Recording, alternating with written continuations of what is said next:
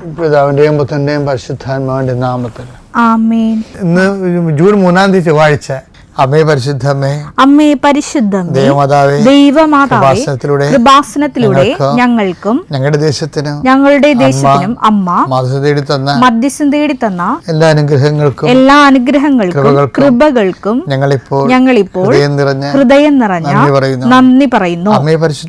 അമ്മേ പരിശുദ്ധമേ, ദൈവമാതാവേ, 2004 ഡിസംബർ 7 ഉച്ചകഴിഞ്ഞ് 2:30 കൃപാസനത്തിൽ സംഭവിച്ച അമ്മയുടെ പ്രത്യക്ഷപ്പെടലിനെ കുറിച്ച് തിരുസഭയ്ക്ക് സമർപ്പിച്ചിരിക്കുന്ന പഠനരേഖകളുടെ മേൽ സഭാത്മകമായ പഠനം ആരംഭിക്കുവാൻ ഞങ്ങൾ പ്രാർത്ഥിക്കുന്നു. അമ്മേ പരിശുദ്ധമേ, ഭൂസ്വർലോകങ്ങളുടെ രാജ്ഞിയായ അങ്ങയ്ക്ക് ഭൗമ സംരക്ഷണത്തിനായി പ്രപഞ്ചപ്രകൃതിയെ തന്നെ തിരുസഭ പ്രതിഷ്ഠിക്കുവാൻ ഈ പ്രത്യക്ഷീകരണ വഴി ഇടയാക്കണമേ. പരിശുദ്ധമ്മേ, ജപമാല മാതാവേ, സകല കൃപാസനം പ്രാർത്ഥനകളോടും ചേർത്ത് ഞങ്ങളിപ്പോൾ പ്രാർത്ഥിക്കുന്ന ഈ കുടുംബത്തിന്റെ പ്രത്യേക നിയോഗം പറമക്കളെ.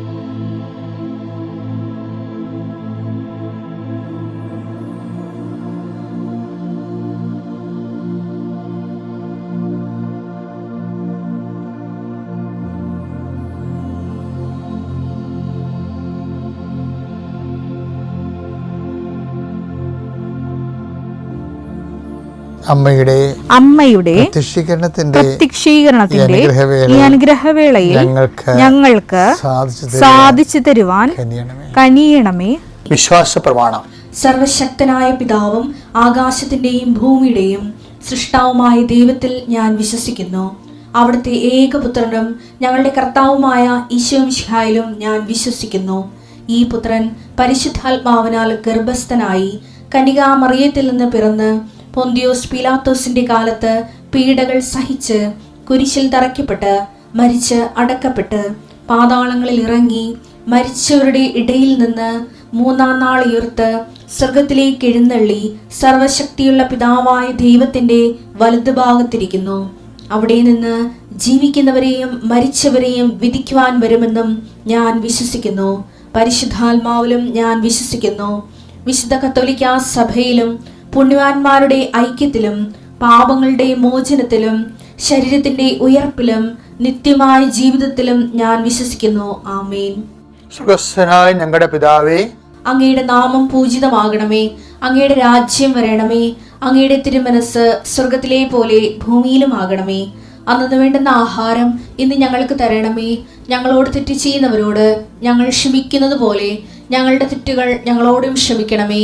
ഞങ്ങളെ പ്രലോഭനത്തിൽ ഉൾപ്പെടുത്തരുതേ, തിന്മയിൽ ഞങ്ങൾ രക്ഷിക്കണമേ. ആമേൻ. നന്മ നിറഞ്ഞ മറിയമേ, സ്വസ്തി. കർത്താവ് അങ്ങയുടെ കൂടെ സ്ത്രീകളിൽ അങ്ങ് അനുഗ്രഹിക്കപ്പെട്ടവളാകുന്നു.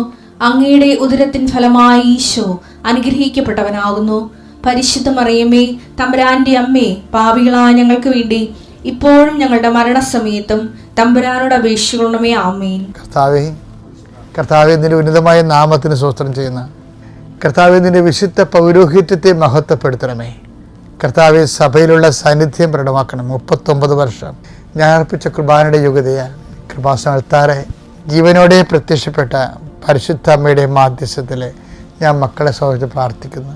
ഇന്ന് നീ അനുഗ്രഹിക്കുന്ന മക്കളെ എവിടെയെല്ലാം താങ്കൾക്കൊരു സഹായം കിട്ടിയിരുന്നെങ്കിൽ അത് ആരോഗ്യപരമായ, സാമ്പത്തികമായ, സാമൂഹികമായ കൂട്ടായ്മയാകാം, ഒരു സഹായം കിട്ടിയിരുന്നെങ്കിലെന്ന് ആഗ്രഹിക്കുന്ന എല്ലാവർക്കും അവിടെ യാതൊരു യോഗ്യതയും നോക്കാതെ ദൈവത്തിൻ്റെ അനർഗളമായി നിർഗളിക്കുന്ന കാരുണ്യം കൊണ്ട് അവരുടെ not by merit but by ഗ്രേസിൽ വർക്ക് ചെയ്യാൻ അവിടെ കഴിവ് കൊണ്ടല്ല, അങ്ങയുടെ കൃപ കൊണ്ടെന്ന രീതിയിൽ വർക്ക് ചെയ്യുന്ന ഒരു അനുഭവം കൊടുക്കാൻ വേണ്ടി പ്രാർത്ഥിക്കുന്നു. കർത്താവേ, എനിക്ക് അങ്ങയെ എന്തുമാത്രം മധുരമായിട്ട് തോന്നുന്നു, എനിക്ക് അങ്ങയെ എന്തുമാത്രം ആരോഗ്യമായിട്ട് തോന്നുന്നു, എനിക്ക് അങ്ങയെ എന്തുമാത്രം സുഗന്ധമായിട്ട് തോന്നുന്നു, അത്രയും അങ്ങയുടെ മക്കൾക്ക്, ഞാൻ സംസാരിക്കുന്ന മക്കൾക്കും അതേ രീതി തോന്നാൻ വേണ്ടി ഞാൻ അങ്ങയെ അവർക്ക് കിട്ടാൻ വേണ്ടി പരിശുദ്ധ അമ്മയോട് മധ്യസ്ഥം വഹിക്കുന്നു. അമ്മേ, പരിശുദ്ധമ്മേ, ദേവമാതാവേ, എല്ലാമായ ക്രിസ്തുവിനെ, എന്തിനും പോകുന്ന ക്രിസ്തുവിനെ, എല്ലാത്തിനും ചേരുന്ന ക്രിസ്തുവിനെ, എല്ലാത്തിനും മരുന്നായ ക്രിസ്തുവിനെ, അമ്മേ, പരിശുദ്ധമ്മേ, എല്ലാ മക്കളും ലഭിക്കാനും അതുവഴി പരപിതാവ് മഹത്വപ്പെടാനും നീ ക്രിസ്തുവിനെ ഇനിയും ഞങ്ങൾക്ക് വേണ്ടി ഞങ്ങളുടെ ജീവിത പ്രശ്നങ്ങളിൽ ക്ഷണിച്ചുകൊണ്ടും ചേർത്തുകൊണ്ടും മധ്യസ്ഥം വഹിക്കണമെന്ന് പ്രാർത്ഥിക്കുന്നു. എൻ്റെ കർത്താവിനുരിതമായ നാമത്തിൽ സമയബന്ധിതമായി നിൻ്റെ വിഷയത്തിന് മേൽ ദൈവം നിറവേറട്ടെ. നിത്യം പിതാപുത്രനും പരിശുദ്ധാത്മാവായ സർവേശ്വര എന്നേക്കും ആമേൻ. നമ്മൾ ഇന്നത്തെ സബ്ജക്റ്റ് രഹസ്യങ്ങൾ അറിയുന്ന പിതാവ് നിങ്ങൾക്ക് പ്രതിഫലം നൽകും. അപ്പം അറിയുന്ന പിതാവ് പ്രതിഫലം നൽകും. ഇപ്പം ഈ പത്രോസ് നമ്മൾ ഇന്നലെ കണ്ടില്ലേ, അങ്ങയ്ക്ക് എല്ലാം അറിയാമെന്ന് പറയണില്ലേ. അപ്പോൾ ഈ പ്രതിഫലം നൽകുന്നതിൻ്റെ പിന്നിലെല്ലാം നമ്മളെക്കുറിച്ചുള്ള ദൈവത്തിൻ്റെ ഒരു പ്രൈവറ്റ് നോളജ് ഉണ്ട്. നിൻ്റെ അപ്പന് നിന്നെക്കുറിച്ച് ഇല്ലാത്തൊരു നോളജ്, നിൻ്റെ അമ്മയ്ക്ക് നിന്നെക്കുറിച്ച് ഇല്ലാത്തൊരു നോളജ്, നിൻ്റെ സഹപ്രവർത്തകർക്ക് നോളജ്, നിനക്ക് ദൈവത്തിന് മാത്രം അറിയാവുന്ന നിങ്ങൾ തമ്മിലുള്ള ഒരു ഒരു സീക്രട്ട് നോളജ്. എന്താണ്?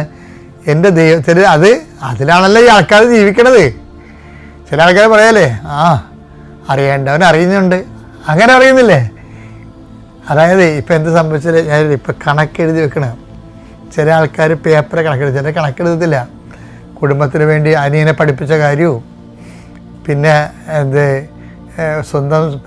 സ്വന്തം വൈഫിൻ്റെ കെട്ടുതാലി വരെ വിറ്റ് അനിയത്തിക്ക് പെങ്ങൾക്ക് ശ്രീധനം കൊടുത്ത കാര്യവും, ഇതൊന്നും അവസാനം വരുമ്പോൾ നമ്മൾ വീട്ടിൽ നിന്ന് ഇറങ്ങി കൊടുക്കേണ്ടി വരുമ്പോൾ അപ്പനും അമ്മയും ഓർക്കണമല്ല, അറിയത്തില്ല. അവർക്കറിയാം, പക്ഷേ അവർ അത് പറയണമെങ്കിൽ മറ്റേ മക്കളുടെ തള്ളിപ്പറഞ്ഞ പോലെ ഇരിക്കും, ചേട്ടൻ്റെ കൂടെ നിൽക്കണ പോലെ ഇരിക്കും.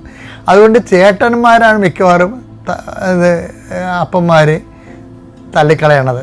എന്നിട്ട് ഇതാണ് അവർ നിൽക്കുന്നത് ഇളയ മകൻ്റെ കൂടെ ആയിരിക്കുമല്ല. അപ്പം അതുകൊണ്ട് അങ്ങനെ ചില സമയത്ത് അങ്ങനെ സംഭവിക്കാം. അപ്പോഴേ ഈ ചേട്ടൻ പറഞ്ഞൊരു വർത്താനാണ്. എന്താണ്?